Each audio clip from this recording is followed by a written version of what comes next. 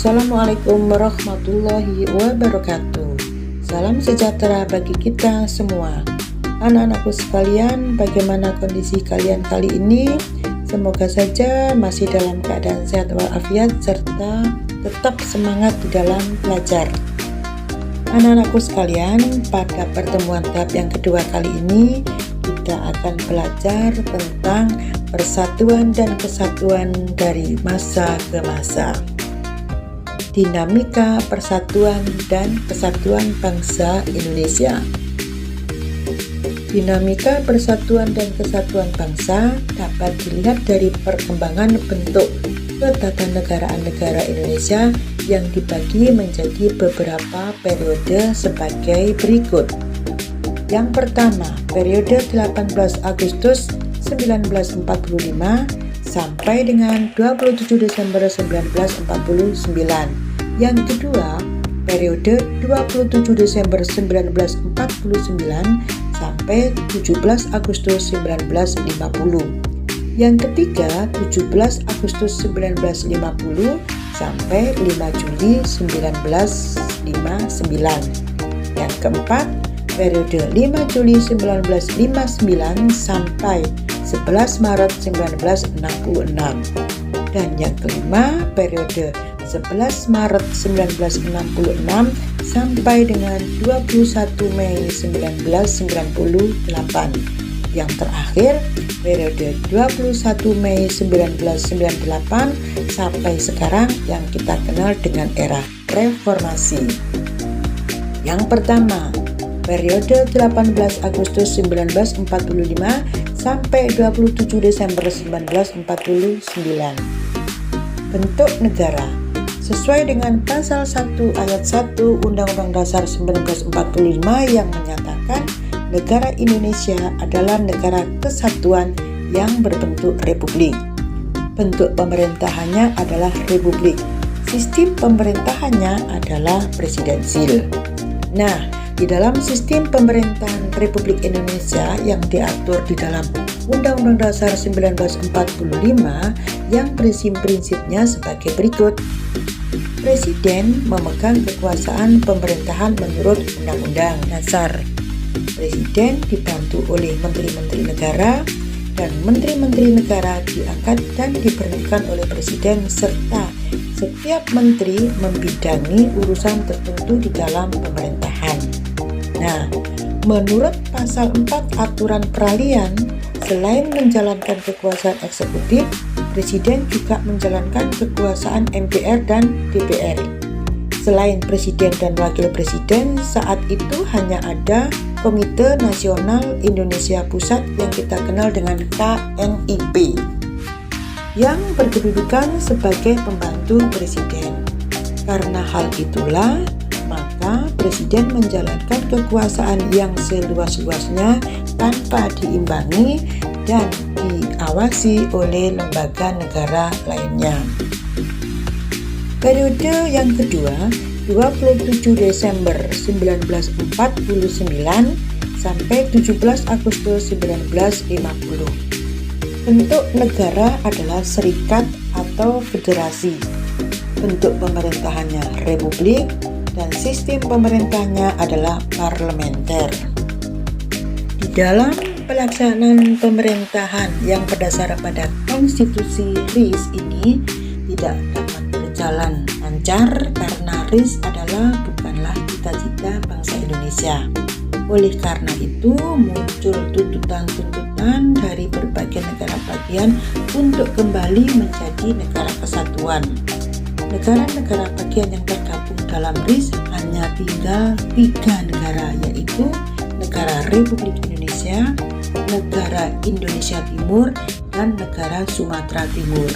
Ketiga negara tersebut bermusyawarah dan akhirnya mencapai kata sepakat untuk kembali ke negara kesatuan Republik Indonesia. Nah, pada tanggal 15 Agustus 1950 ditetapkanlah Undang-Undang Dasar Sementara 1950 yang merupakan perubahan dari Konstitusi Republik Indonesia Serikat. Nah, perubahan konstitusi ini menjadi Undang-Undang Dasar Sementara tahun 1950 tertuang dalam Undang-Undang Nomor 7 tahun 1950 tentang perubahan konstitusi sementara Republik Indonesia menjadi Undang-Undang Dasar Sementara 1950 Republik Indonesia sebagai dasar bangsa Indonesia dalam menjalankan pemerintahan yang baru pada masa itu. Berikutnya periode 17 Agustus 1950 sampai dengan 5 Juli 59. Bentuk negara yang dikehendaki sesuai dengan Undang-Undang Dasar Sementara 1950 adalah kesatuan dengan sistem desentralisasi dengan otonomi lebih bebas dan luas. Bentuk pemerintahannya republik, sistem pemerintahan adalah parlementer. Yang keempat, periode 5 Juli 59 sampai dengan 11 Maret 1966. Bentuk negara sesuai pasal 1 ayat 1, negara Indonesia adalah negara kesatuan yang berbentuk republik. Bentuk pemerintahannya adalah republik. Sistem pemerintahan adalah akibat terjadi peristiwa G30S PKI 1965, maka pada tanggal 11 Maret 1966, Presiden Soekarno membuat surat perintah kepada Letjen Soeharto yang pada saat itu menjabat sebagai Pangkostrat inti perintah untuk mengendalikan keadaan negara. Surat perintah tersebut yang kita kenal dengan sebutan Super Semar, Surat Perintah 11 Maret. Yang kelima, periode 11 Maret 1966 sampai dengan 21 Mei 1998. Bentuk negara tetap kesatuan. Nah, pada pemerintahan saat itu, Presiden Soeharto bertekad menjalankan pemerintahannya secara murni dan konsekuen sesuai dengan Pancasila dan Undang-Undang Dasar 1945. Pada masa itu, kepemimpinannya disebut dengan Orde Baru. Bentuk pemerintahannya republik dan sistem pemerintahannya adalah presidensil. Nah, yang terakhir periode 21 Mei 1998 sampai dengan era reformasi atau sekarang.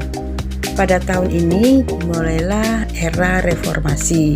Dengan berdasarkan Undang Dasar 45, sistem pemerintahan yang dipakai tetap pemerintahan presidensil.